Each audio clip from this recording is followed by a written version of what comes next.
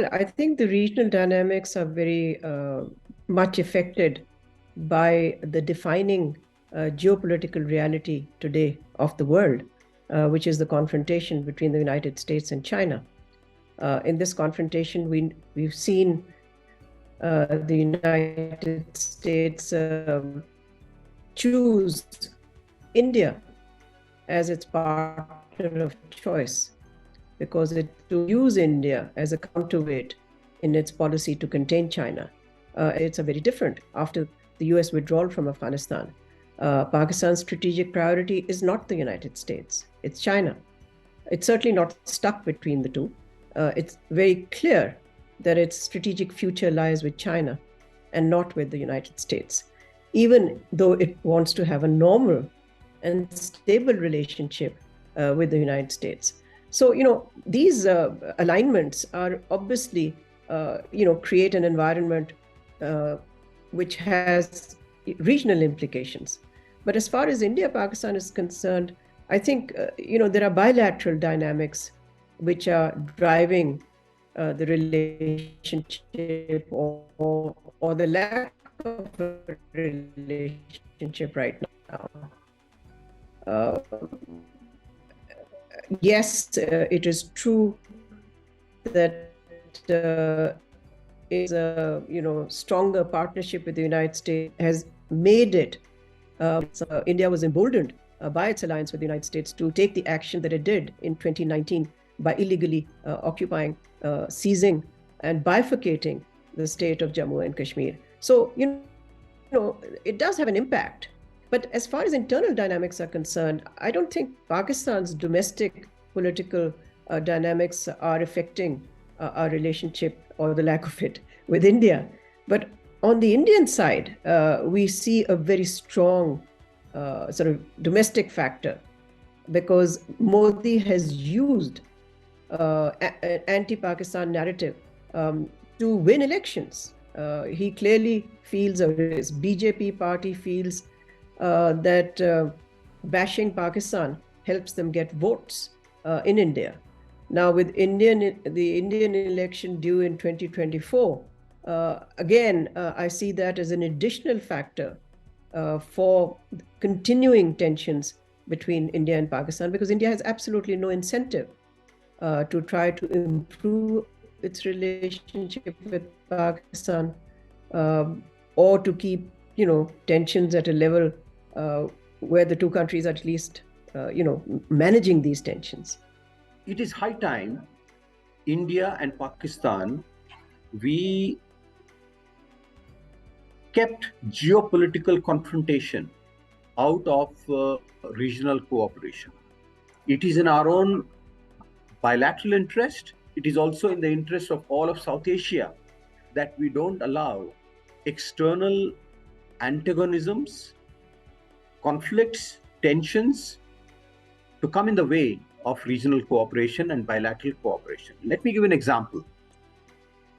South Asian Association for Regional Cooperation, SAARC. SAARC is now practically dead. There has been no summit of SAARC since 2014. The last summit of SAARC took place in Kathmandu, Nepal in 2014. For 9 long years, there has been no SAARC summit. Why? Because the next summit was going to be held in Pakistan, and our Prime Minister refuses to travel to Pakistan. Why? It's such a huge irony that India and Pakistan meet under the auspices of the Shanghai Cooperation Organization, but not under SAARC. SAARC is our own South Asian platform. Shanghai Cooperation Organization is, of course, South Asia plus Central Asia and Eurasia. Of course, we are very happy with the Shanghai Cooperation Organization, of which India and Pakistan are full members. But if we keep SAARC in a condition of coma, which is what it is today, and only have SCO cooperation, it means that the loss of India and Pakistan is the gain of China, because SCO is a platform created by China. I'm not saying this to belittle China. China is also our neighbor, your neighbor, and we should have good relations with China. I'm one of those in India who advocates India-Pakistan, China friendship and cooperation. But let us revive SARC. We have so much to do together. Let's not work at cross purposes. Let's work together. We have Afghanistan. Afghanistan is your geographical neighbor. Afghanistan is our civilizational neighbor. Afghanistan has just come out of a prolonged war imposed by external forces. It is our common duty to bring peace, reconciliation, prosperity to the people of Afghanistan. They are our brothers and sisters. So let's work together in Afghanistan. Let's work together in Central Asia, in West Asia. You know, if Saudi Arabia and Iran can come together, why not India and Pakistan? So therefore, for God's sake, let's start thinking in a new manner.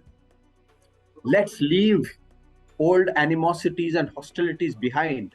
They don't help us at all. They don't help India. They don't help Pakistan.